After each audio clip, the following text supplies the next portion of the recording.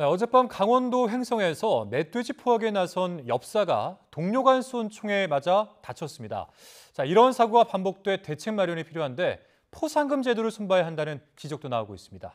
윤태인 기자가 전해드립니다. 밭 곳곳에 작물이 뽑히고 흙이 파헤쳐졌습니다.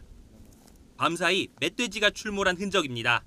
고구마 심은데 이렇게 망을 안 쳐놓으면은요 들어가서 그냥 전수 파먹어요.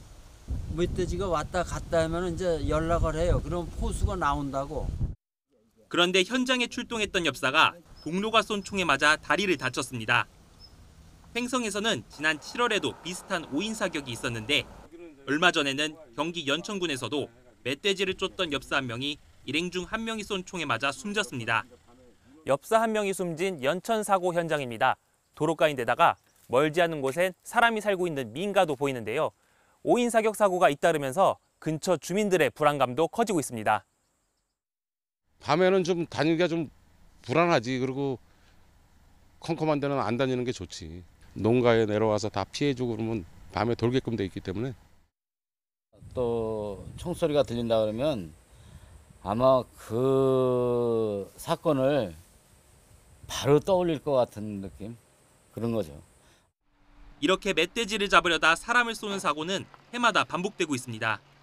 이에 따라 정부는 지난 7월부터 멧돼지 같은 야행성 유해조수 포획 허가를 신청하는 경우 안전을 위해 경험과 숙련도를 고려해 허가를 내주는 등 대책을 내놨습니다. 하지만 포상금 제도를 손보는 게 우선이라는 목소리가 나옵니다. 지난 2019년부터 아프리카 돼지열병 등에 걸렸거나 걸린 것으로 의심되는 멧돼지를 잡으면 포상금이 지급되는데 안전을 신경 쓰기보다 무리한 포획을 부추긴다는 지적이 나옵니다. 내가 총을 지금 갖고 가는 건지 아닌지 방심, 깜빡. 이게 무서운 거예요. 한 마리에 뭐 20만 원부터 지금 뭐 50만 원까지 주다 보니까 욕심 때문에 돈이 먼저 머릿속에 그려지는 거죠. 하지만 환경부는 엽사들의 자발적 참여를 유도하기 위해 포상금 제도를 도입한 만큼 수렵면허 취득자들에 대한 안전교육 강화 등 다른 대책을 고심하고 있습니다.